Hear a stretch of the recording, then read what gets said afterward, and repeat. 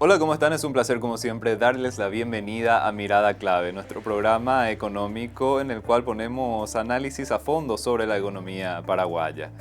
En este programa inauguramos una serie de entrevistas con los protagonistas de la economía paraguaya y tenemos el lujo de iniciar esta serie con Liz Kramer, ex ministra de Turismo, ex ministra de Industria y Comercio, ex consejera de Itaipú y actual presidenta de la Asociación de Bancos de nuestro país. Vamos a analizar en el programa la economía paraguaya con la visión de una voz que comandó diferentes instituciones, tanto públicas como privadas, y formó parte de diferentes segmentos de la economía paraguaya. Con Liz Kramer vamos a estar analizando el desarrollo económico de Paraguay, cuáles son los desafíos que tiene Paraguay de crecimiento para los próximos años y cuáles son también las potencialidades de nuestro país. Paraguay tiene un sendero de crecimiento económico bastante importante en los últimos años, según los datos del Banco Central del Paraguay. En los años de pandemia, evidentemente, este proceso se vio interrumpido temporalmente, pero ya se está teniendo nuevamente un ritmo de crecimiento bastante importante que se espera sostener todavía durante los próximos años. ¿Qué nos espera con esto? Justamente con Liz Kramer vamos a estar analizando las tendencias de la economía paraguaya, hacia dónde vamos y cuáles son las cuestiones que podemos explotar para tener un Paraguay mucho más pujante y con un desarrollo económico que incluya a una mayor cantidad de personas. Y por supuesto que también vamos a estar abordando su nuevo rol dentro de la Asociación de Bancos del Paraguay y cuáles son las proyecciones del segmento bancario en nuestro país. Estos son los temas que ponemos en la mesa aquí en Mirada Clave. Vamos a estar procediendo a esta entrevista luego de una breve pausa.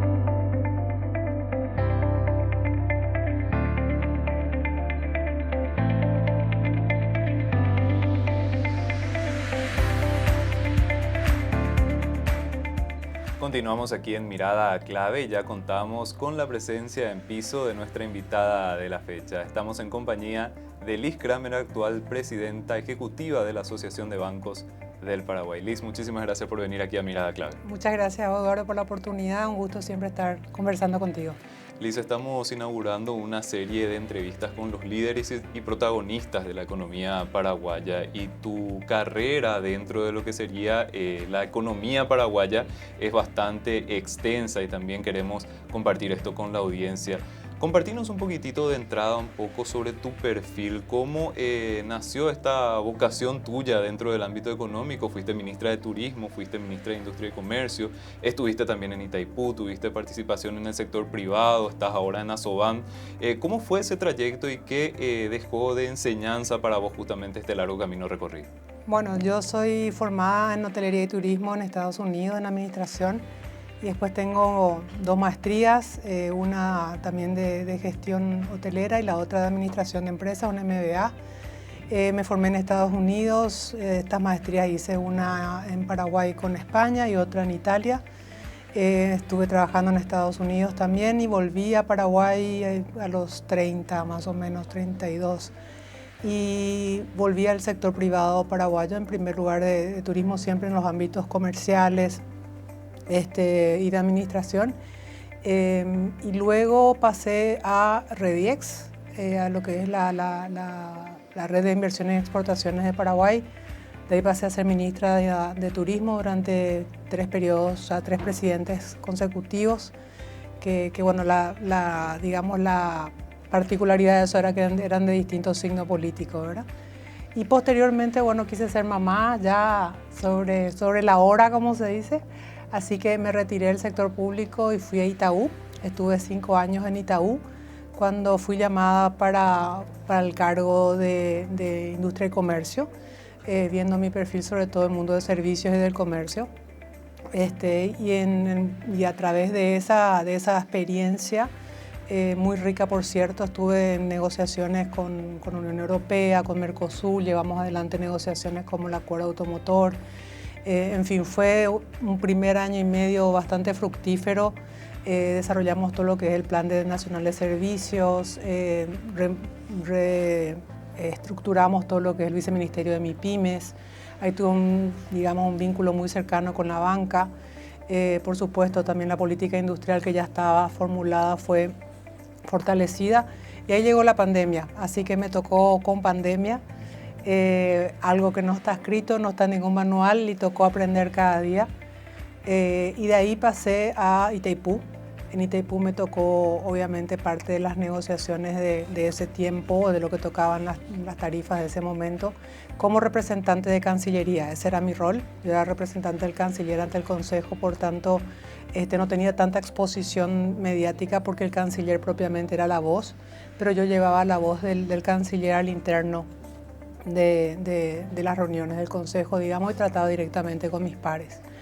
Y a partir de ahora, de hace unos meses atrás, estoy en la Asociación de Bancos, en un cargo nuevo que es presidenta ejecutiva. Es un cargo que busca de alguna manera una dedicación plena al gremio, a agarrar a los 14 asociados y digamos, llevar adelante la agenda del gremio con el sector público, con otros sectores, en fin, con más de 14 comités que trabajan de todos los bancos. Así que mi rol es de representación y de gestión de todo el gremio.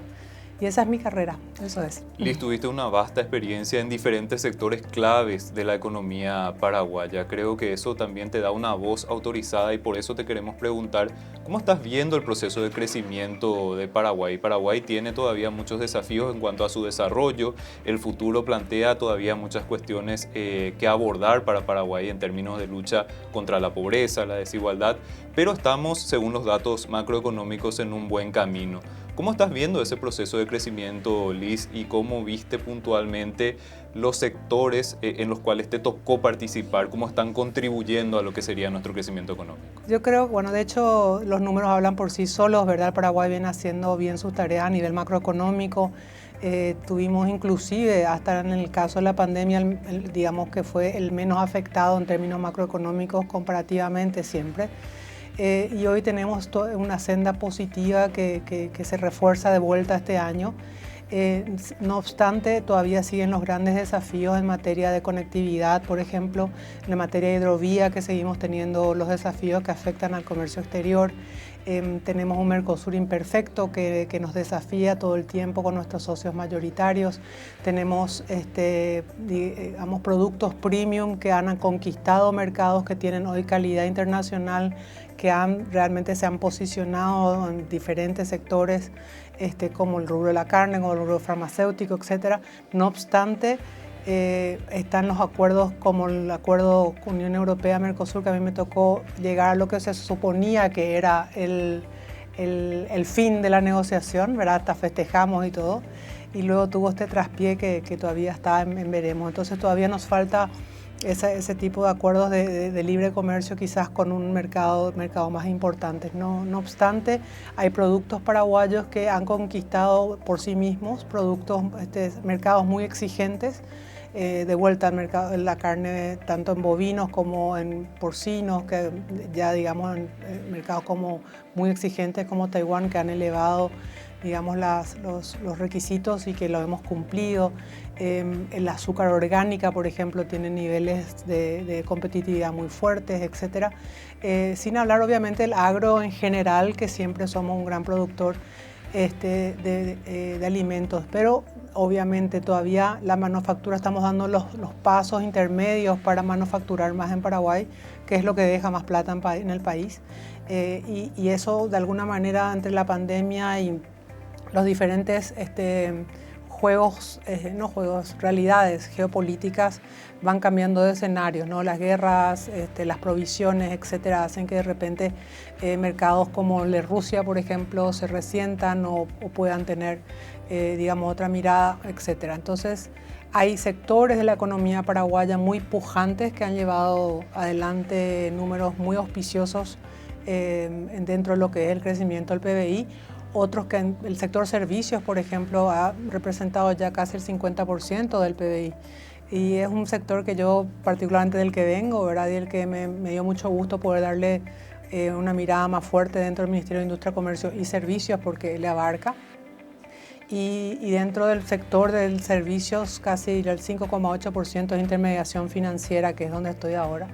Entonces, en el sector de servicios, lo fascinante del mundo de servicios es que hoy con la tecnología, el mundo es tu mercado y no tenemos las barreras de infraestructura, en principio, las barreras de infraestructura básicas que conocemos todos. Las barreras que tenemos quizás para desarrollar más el área de exportación de servicios sea lo que es la gran fibra óptica, digamos, lo que es el Big Fiber que le llaman, sin lo cual los grandes jugadores internacionales no, si no es eso, tenés que tener una, tenés que tener 2 o 3 para que los grandes jugadores te fijen. Así que todo eso está de alguna manera contenido en los planes de gobierno. Estoy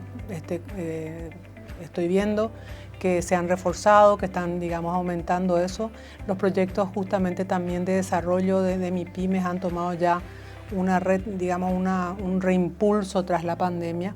Así que creo en el potencial enorme de Paraguay. Yo soy una enamorada de la posibilidad de vender Paraguay. Para mí es una pasión poder presentar al país internacionalmente. Nuestra estabilidad macroeconómica es una envidia para mucha gente, la estabilidad de nuestra moneda, etcétera. Sin duda alguna, todo eso que siempre escuchamos necesita aterrizar al bolsillo de la gente, de todos, ¿verdad? Y ahí es donde tenemos desafíos importantes todavía en la economía. Si bien hay datos auspiciosos que nos daba recientemente el INE de gente que ha salido de la pobreza, igualmente esa distribución, esa permeabilidad de la inversión extranjera y la inversión paraguaya todavía tiene un trecho importante a recorrer, igual que el combate a la informalidad, que es otro de los grandes males que siempre nos rezagan, ¿no?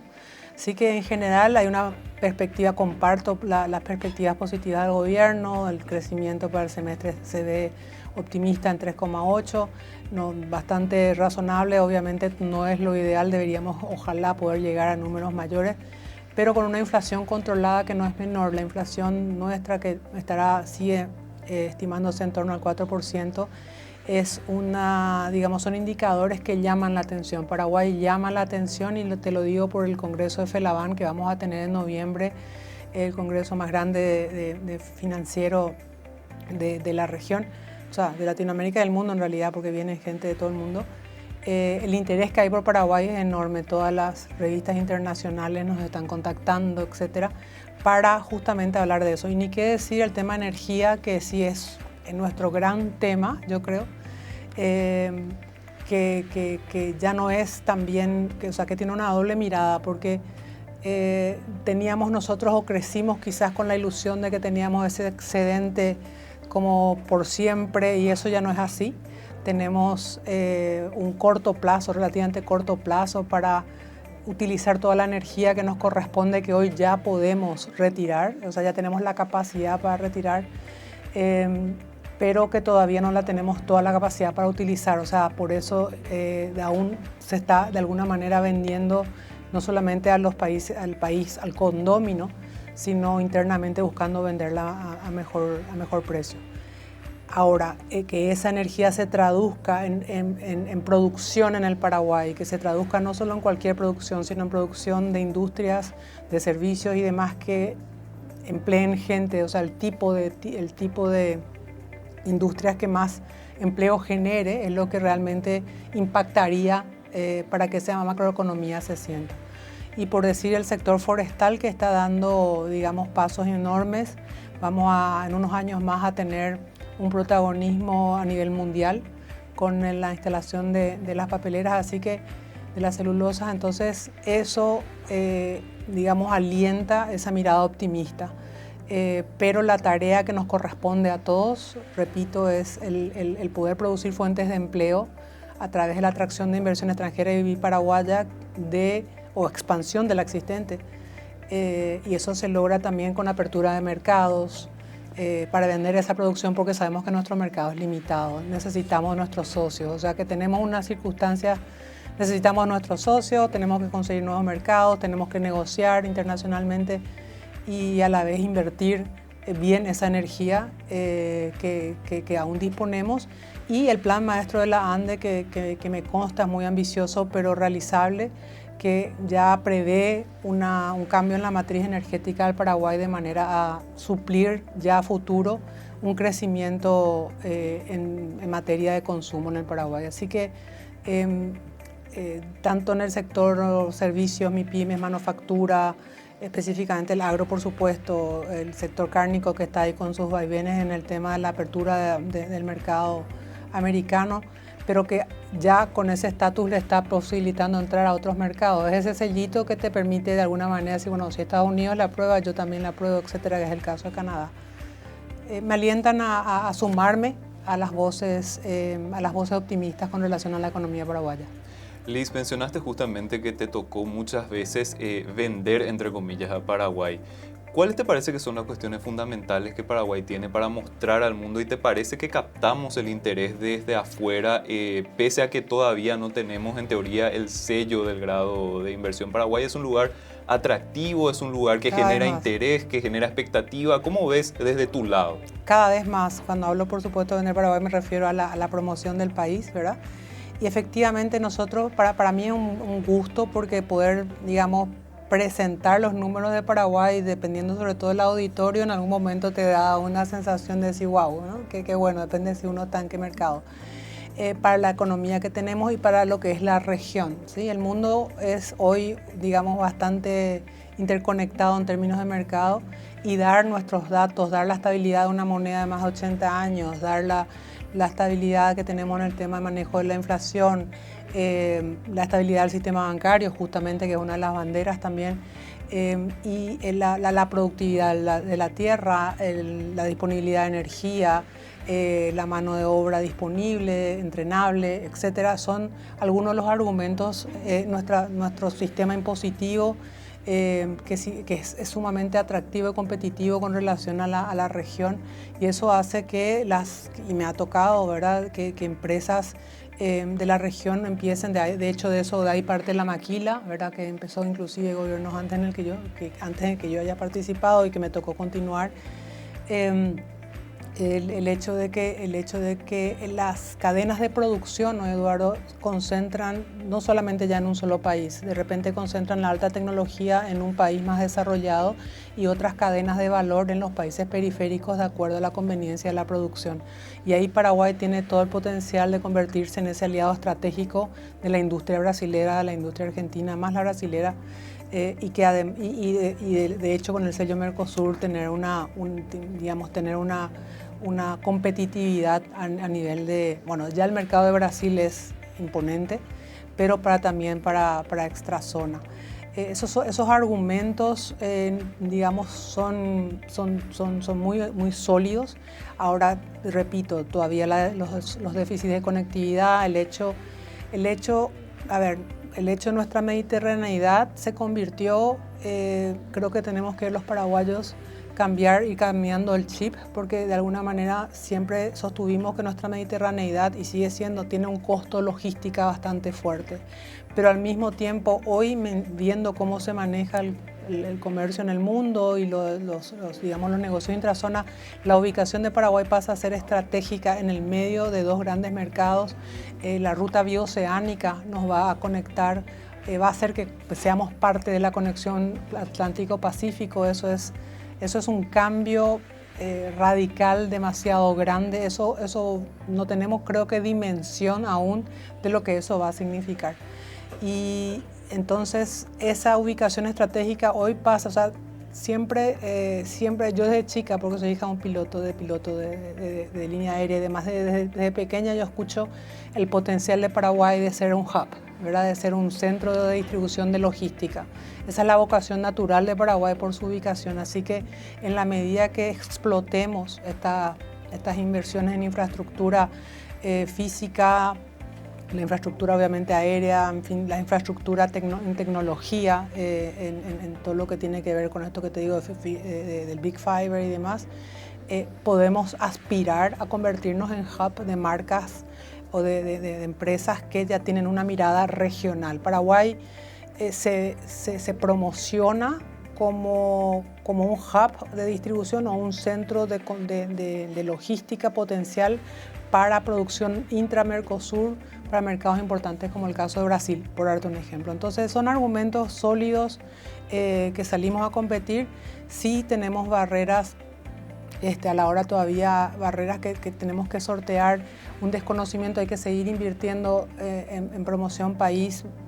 La inversión que hacen otros países es importantísima, es enorme. Digamos que hay algunos productos embajadores, como el caso de la carne, que hacen de alguna manera esa apertura, pero en general creo que la inversión de promover el país en los mercados que nos interesen, para los sectores que nos interesen, tiene todavía mucho espacio para crecer. Y a partir de ahí, atraer la inversión adecuada para nuestros intereses, la inversión que, como te digo, genere la mayor retribución a la economía paraguaya en cuanto a empleo, en cuanto a consumo energético, en cuanto a sostenibilidad ambiental. Entonces, creo que esos argumentos sirven hoy y han servido y siguen sirviendo, y está despertando, repito, cada vez más interés, sobre todo en un mundo donde hay mucha volatilidad,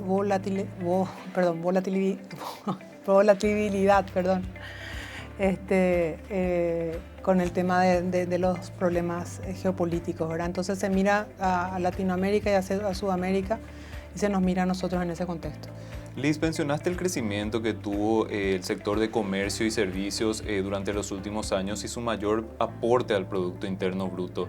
¿Te parece que todavía hay potencialidad de crecer ahí, teniendo en cuenta lo que es el aporte de este sector o de este segmento a la mano de obra o a la cantidad de empleo generado en Paraguay? Una cuestión que no deja de ser menor, porque muchas veces cuando hablamos de crecimiento económico hablamos, por ejemplo, del sector primario y tal vez algunos sectores que no tienen tanto derrame, entre comillas, pero el de comercio y servicios, ese sector sí es evidentemente un sector con mucho derrame. Por eso me fascina, a mí me encanta. O sea, yo de hecho, digamos, mi perfil para industria y comercio y servicios estaba más de ese enfoque. Y por supuesto la parte de lo que es comercio en general para poder promover la industria nacional hacia los mercados. Pero el sector servicios es un sector que no sé si cabe la expresión magnánima de que no tiene límites, porque hoy en Paraguay se exporta, se venden servicios en Paraguay, servicios legales, consultorías de producción, por ejemplo, audiovisual, se venden servicios que se realizan en Paraguay, consultorías contables, etcétera, call centers que atienden servicios de otros países, etcétera. Entonces eso es exportación de servicios, y eso, digamos, es prácticamente ilimitado o relativamente ilimitado a lo que podemos llegar todavía a crecer, o por lo menos mucha expansión. Ahí la limitante sería el tema del idioma inglés.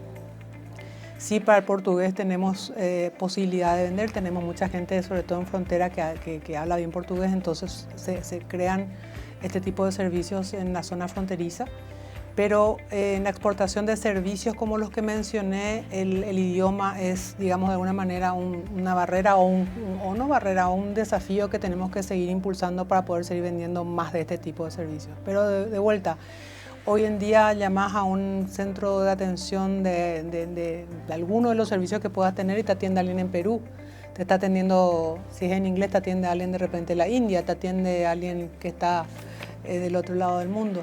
¿Por qué? Porque no hay esas barreras, ¿verdad? Ahora, para las grandes marcas, a mí me tocó conversar con grandes jugadores del mundo del comercio electrónico, por ejemplo, y sí, el tema de la gran fibra es fundamental para poder atraer eso. No obstante, hay mucho entre eso, que son grandísimos jugadores, y los que están en la región, hay demasiado espacio todavía para crecer. Y para mí siempre ha sido un tema ver, bueno, qué empresas están en la región y a qué empresas yo le puedo atraer con, por ejemplo, las ventajas comparativas que tenemos en tema de tributación, en tema de costo de mano de obra, etc. Así que, sin duda alguna, el sector servicios es un sector que tiene muchísimo por desarrollar todavía. Liz, hacemos una pausa cortita y Con seguimos mucho conversando. gusto. Estamos en piso con Liz Kramer, actual presidenta ejecutiva de Asoban. Toca hacer una pausa aquí en Mirada Clave, enseguida continuamos.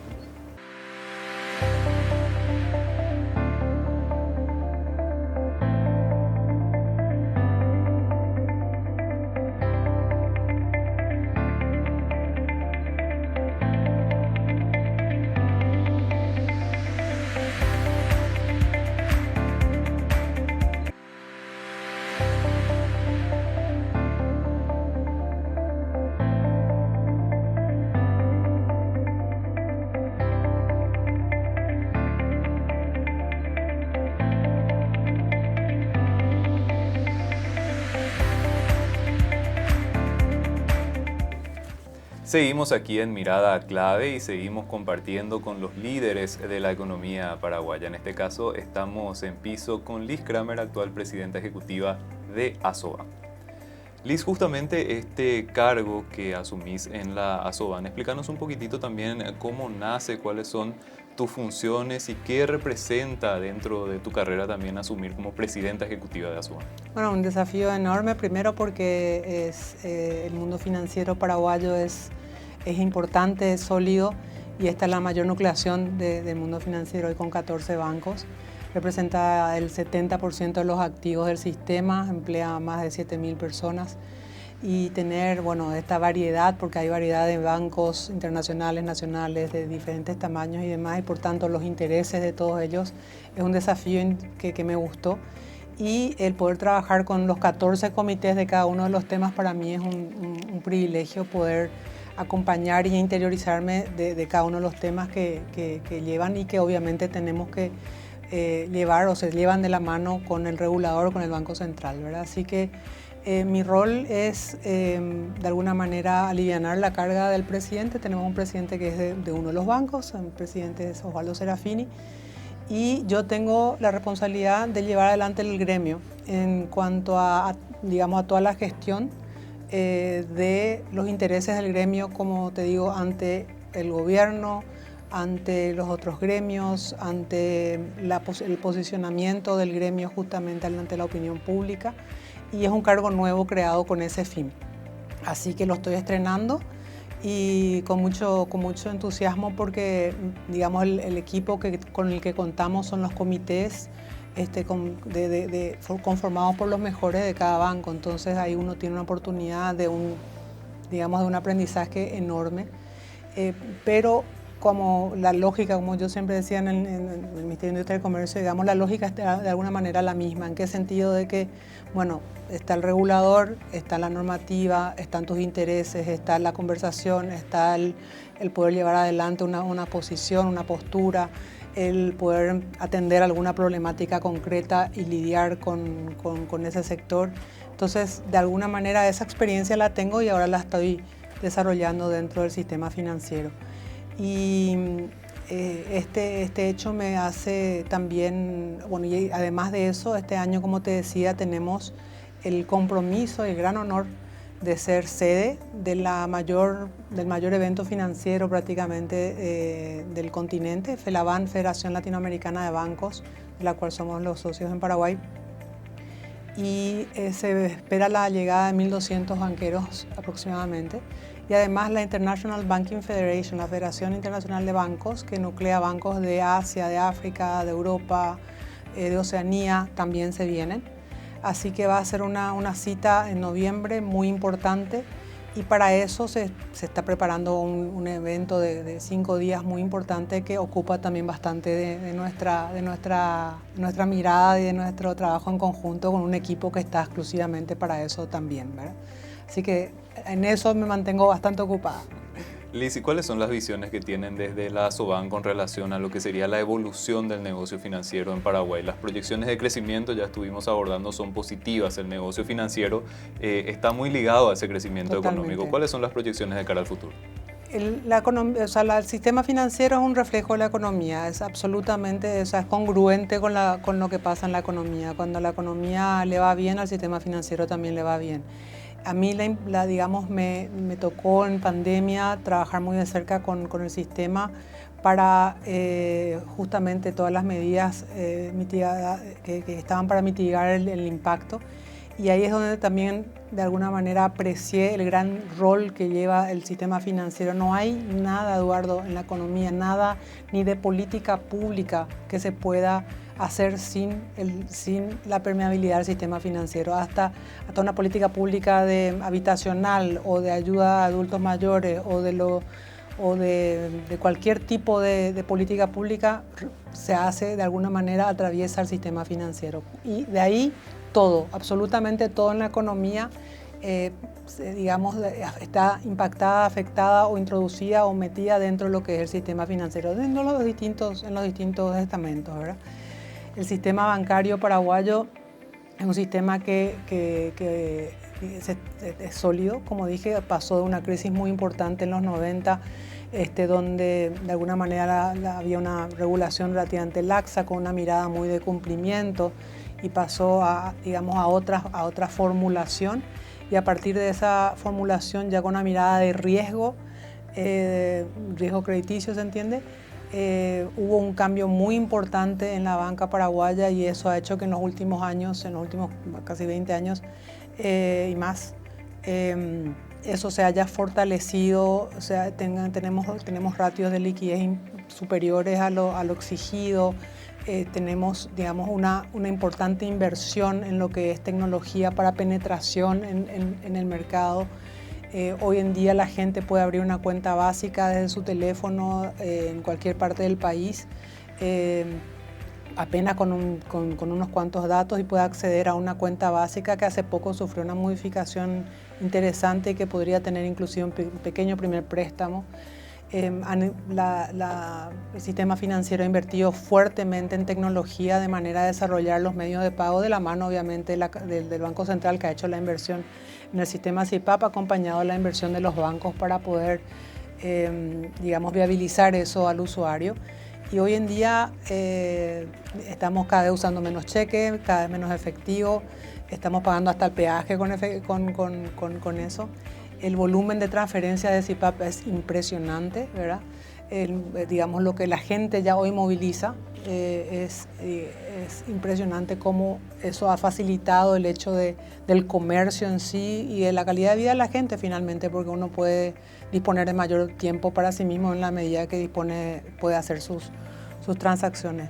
También se mide la profundización, digamos, del sistema financiero por lo que es, o la inclusión financiera, por lo que es la accesibilidad que tiene el usuario final a la plata, ¿verdad? El acceso al cajero, o sea, la inversión en los ATMs, en los cajeros a nivel país, la inversión en nuevos, o sea, se crearon lo que son los corresponsales no bancarios, que antes no teníamos, antes era el banco viernes a las 3 de la tarde, olvídate, hoy ya eso cambió. Tenemos corresponsales no bancarios, que tengo por ahí el dato, que ha cambiado también la forma de que la gente realiza sus transacciones. Y la digitalización, yo creo que ese es digamos, el gran salto que se ha dado y que tiene un camino todavía muy importante que recorrer con digamos, el QR que conocemos hoy, la interoperabilidad, el uso de tarjetas por ejemplo, el uso de cheques ha venido disminuyendo. Las tarjetas de crédito han experimentado un crecimiento, más que nada por el tema de las promociones, y ahí tengo que explicar que ese crecimiento se da, eso sí, en los estratos más altos, ¿verdad? No en los estratos que digamos que no acceden a ese nivel de tarjeta de crédito, pero en inclusión financiera, la apertura de cuentas bancarias, la posibilidad de poder tener tu primera cuenta y que a partir de ahí la entidad te conozca, salgas de la informalidad, te conozca, vea tu movimiento, vea cómo transaccionas, tengas un pequeño primer préstamo, te comportes crediticiamente bien, hace que las personas vayan adquiriendo habilidades tecnológicas y habilidades también financieras para usar otros servicios que ofrece el sistema financiero. Entonces, el crecimiento que tenemos por delante todavía es, digamos, un camino bastante conocido, por así decirlo, porque es lo que ya ha pasado en otros países, y tiene que ver mucho con la tecnología. Y cuando hablo también de tecnología, tengo que mencionar una inversión muy importante que se hace en ciberseguridad. Digamos, de la mano de la tecnología obviamente viene ese riesgo y es muy importante la inversión que hacen los bancos justamente para poder atender y mitigar ese riesgo. Entonces, por ahí va el Open Banking, va también el tema de mayor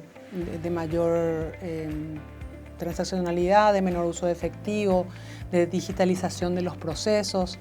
Ahora estamos buscando que a través tanto de la DENIT como del MITIC como de Industria y Comercio, ver que las pymes y las personas físicas también puedan o podamos de alguna manera acceder a cierta información que hoy nos traen en físico, ¿verdad? Hoy te pido tus 5 declaraciones juradas, tus 6 declaraciones juradas me tenés que traer en físico, yo tengo que comprobar que son reales, tengo que guardarlas. En fin, todo eso implica un costo operativo. Entonces, y eso ya en otros países, no, digamos, hay una forma digital. De eso lo que es gobierno digital de alguna manera, que permite bajar costos, ser más eficiente, tanto para el cliente como para la institución. Así que los desafíos van hacia ahí, obviamente, como te dije, el tema de ciberseguridad, el tema de Open Banking, el tema de inteligencia artificial, por ejemplo. Es un tema que ya está en prácticamente todas las agendas de los eventos bancarios, financieros, porque digamos, es impresionante el crecimiento que eso tiene y las opciones o utilidades que puede dar dentro de lo que es el manejo del negocio. Así que de ahí también, obviamente, la banca matriz dicta la ruta. Y hay una ruta que se sigue en evolución a nivel de bancos centrales, con normativas que se van actualizando, que de alguna manera se basan, ¿no? Que de alguna manera se basan en lo que es Basilea, las indicaciones de Basilea. Así que vamos caminando de la mano de Banco Central hacia esa modernización, hacia esa evolución de los servicios de intermediación financiera que, como te digo, representan hoy, el sistema financiero representa hoy casi el 5% de ese casi 50% del PBI que te mencioné de servicios. O sea, la importancia del propio sistema en sí mismo como intermediación financiera, del negocio de la intermediación financiera, como su rol en todos los otros sectores. Porque hay que también decir, cuando hay momentos de adversidad, es también donde se nota, digamos, el momento del sistema financiero aportando. En la pandemia, gracias a un instrumento, una política pública, FOGAPI, el Fondo de Garantía del Paraguay, un instrumento que ya existía, pero en la pandemia cobró fuerza y gracias a la utilización de ese instrumento, más de 1.100 millones de dólares salieron no de préstamos internacionales o de alguna donación, salieron del sistema financiero paraguayo, ¿verdad? Pero lo que el público siempre también debe, o me gustaría aprovechar a compartir, es que a la hora, eso es, digamos, que a la hora de otorgar créditos y a la hora de, digamos, el banco presta no solo su plata, sino plata de los ahorristas. Y de ahí la normativa muy, muy fuerte. Es el sector más regulado que conozco. No conozco otro sector del que se sepa absolutamente cuánto gana por día y que se sepa absolutamente todos sus movimientos. Es el sector bancario, el sector del sistema financiero. Entonces, sobre todo este.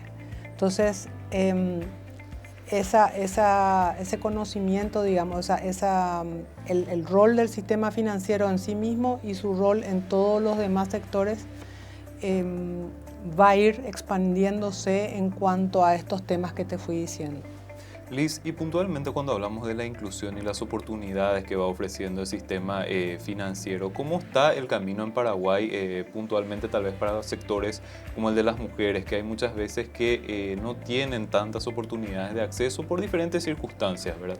¿Cómo está ese proceso de inclusión financiera en Paraguay y cómo está ayudando también la ASOBAN como gremio a que se pueda avanzar con esto? Antes que eso me gustaría señalar que cuando hablamos de inclusión financiera, buscamos que las personas accedan no solamente a una cuenta, a que entren dentro del sistema formal, a que dejen la formalidad, sino que además accedan a la diversidad de productos de productos financieros, ¿verdad? No es solamente una cuenta básica de una manera como si fuese un colchón digital. La idea es que la persona adquiera habilidades tecnológicas y adquiera habilidad y conocimiento y que tome decisiones informadas sobre los diferentes productos y en base a eso los use.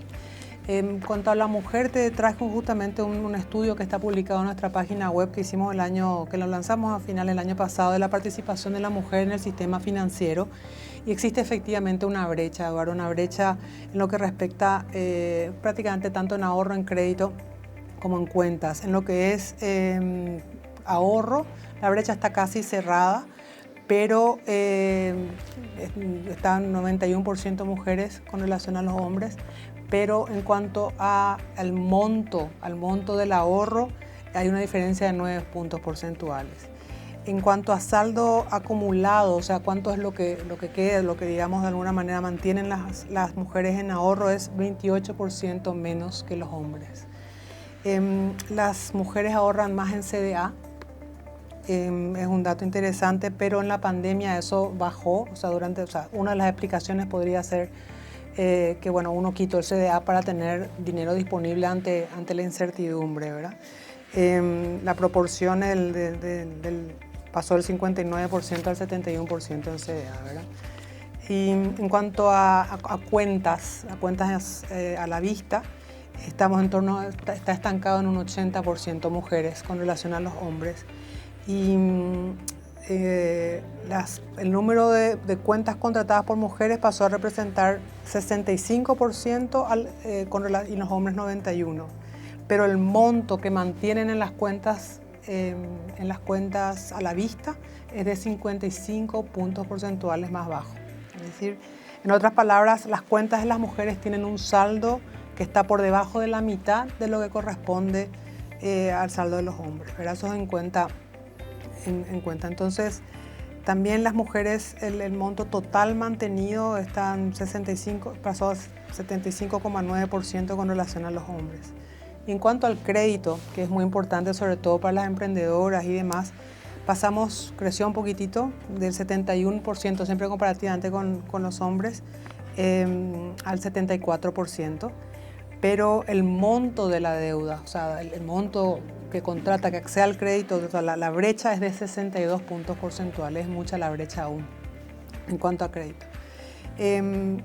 Los créditos que las mujeres más utilizan están en consumo, y principalmente el 60%. Viviendas y servicios representa el 7%, ¿verdad? De acuerdo al Instituto Nacional de Estadística, datos del 2021 son estos, en realidad debería probablemente haya, digamos, avanzado esto. La ocupación de la mujer está todavía estancada con relación a la población económicamente activa, ocupada, ¿verdad? Están en un 54%, o estaban en un 54%. Mientras que los hombres estaban en un 78%, o sea, hay más hombres empleados. El ingreso de las mujeres representa 80% del ingreso de los hombres, o sea, un comparativo, ¿sí? Así que eso son unas evidencias que no tienen contestación, evidencias numéricas, ¿verdad? Ahora, en cuanto a la inclusión, como te digo, estos son números que indican justamente la oportunidad de crecimiento que hay.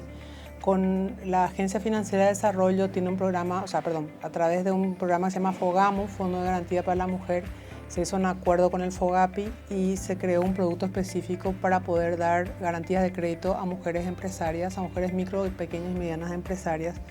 Y eso empezó a moverse, están en torno a los 7-8 millones de dólares más o menos dados a MIPYMES de mujeres. Todavía es un número bastante pequeño comparando con el 1.100 que te había hablado antes, ¿no? Pero empieza a movilizarse ese tipo de productos. ¿Por qué? Porque hay muchas mujeres al frente de MIPYMES y hay muchas mujeres también en el mundo de los servicios justamente. Así que son clientes potenciales de todo el sistema financiero, todo el sistema busca o le interesa, por supuesto, esto. Y siempre a pesar de que están estos productos de crédito, yo siempre le escucho a los banqueros hablar de que, bueno, a la hora del crédito, obviamente lo que importa es la información que se tiene del cliente y su capacidad de pago, ¿verdad? Y ahí es donde, digamos, de alguna manera, en teoría, no hay, digamos, no tiene por qué haber distinción entre hombres y mujeres, pero ahí es donde ese menor nivel de empleo o ese menor nivel de ingreso es lo que resulta en esa brecha que te mencioné, ¿verdad? Así que tenemos un camino importante todavía por delante y las mujeres son buenas clientes, son buenas pagadoras con relación a los hombres en general, ¿no? Una estimación que hacen en cuanto a eso. Así que está, sobre todo en las microfinanzas se ve bastante eso.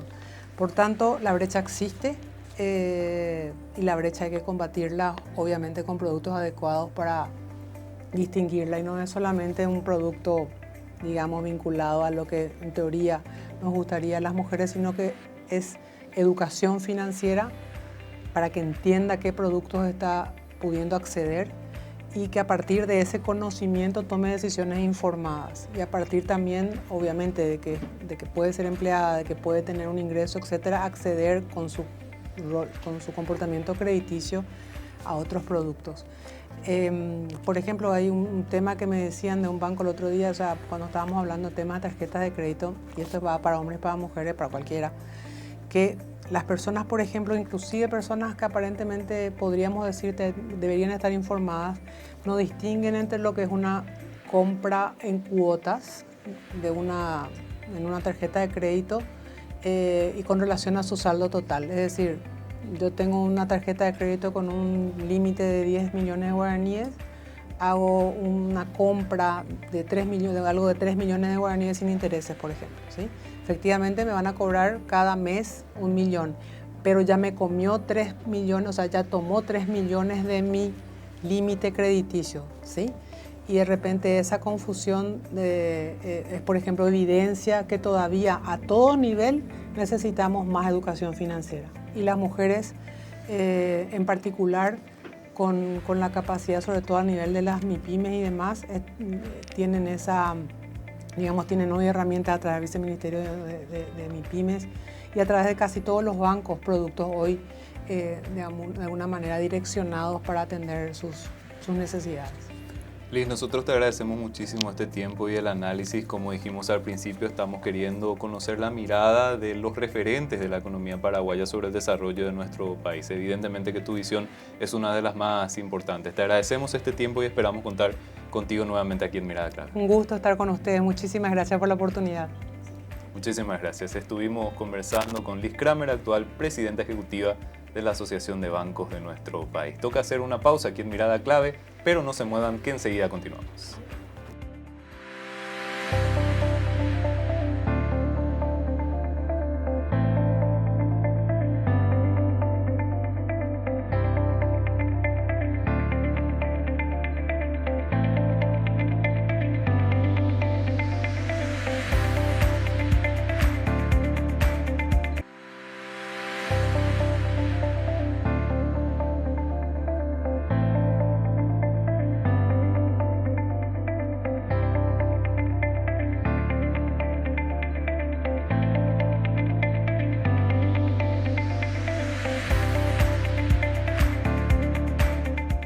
Y con esto estamos finalizando la edición de la fecha de Mirada Clave. En el programa de hoy inauguramos una serie de entrevistas con los protagonistas de la economía paraguaya y contamos con la visión de Liz Kramer, ex ministra de Turismo, ex ministra de Industria y Comercio, ex consejera de Itaipú y actual presidenta de la Asociación de Bancos de nuestro país. Con Liz estuvimos viendo su visión con relación al proceso económico que está viviendo Paraguay en los últimos años. Decíamos al inicio del programa que según las estadísticas del Banco Central del Paraguay se está teniendo nuevamente un crecimiento económico constante en nuestro país. En 2023 ya tuvimos un resultado importante que proyecta a replicarse en el año 2024 y según organismos internacionales, las estimaciones de crecimiento económico de Paraguay siguen siendo positivas de cara al futuro. Y en este escenario, ¿cuáles son los principales desafíos para nuestro país? ¿En qué sectores podemos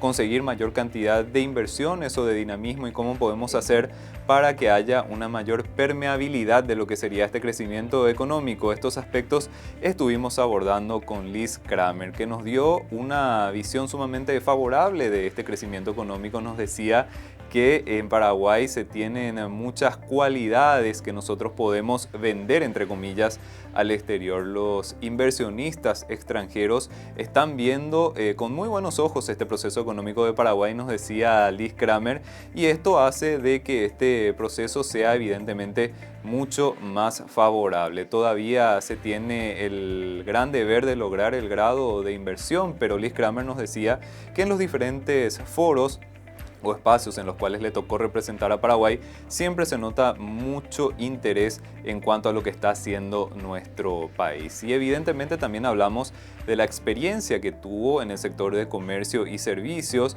como ministra de Industria y Comercio, como ministra de la Secretaría de Turismo y como también representante de estos segmentos. Nos decía que sobre todo el sector de comercio y servicios estuvo mostrando un crecimiento sólido y que está aumentando en su participación con relación al Producto Interno Bruto. Esto es sumamente importante teniendo en cuenta el efecto derrame que tiene este segmento dentro de la economía nacional. Y también estuvimos abordando la nueva dinámica dentro de la Asociación de Bancos del Paraguay. Se creó este puesto de presidencia ejecutiva, nos comentaba Liz Kramer, para poder tener una representación dentro del gremio bancario que equilibre la postura de las diferentes entidades. Se optó por la figura de Liz Kramer para este proceso y nos estuvo comentando también cuáles son las proyecciones del sistema financiero nacional de cara a los próximos años. Nos decía Liz que evidentemente si el crecimiento de Paraguay es positivo, la dinámica o las proyecciones del segmento financiero también acompañan esa tendencia. Se tienen proyecciones muy importantes para Paraguay en materia financiera durante los próximos años y esto hace también de que Paraguay pueda ser sede de un evento tan importante como será el Congreso de la Federación Latinoamericana de Bancos, próximamente a desarrollarse en nuestro país. Toda esta fue la visión que tuvimos con Liz Kramer del proceso que está viviendo la economía paraguaya y vamos a contar con más voces autorizadas para seguir analizando nuestro proceso de desarrollo económico. Por el momento toca decir adiós, estamos cerrando este programa de Mirada Clave. Les agradecemos muchísimo la compañía y les invitamos a que sigan conectados a Canal Pro.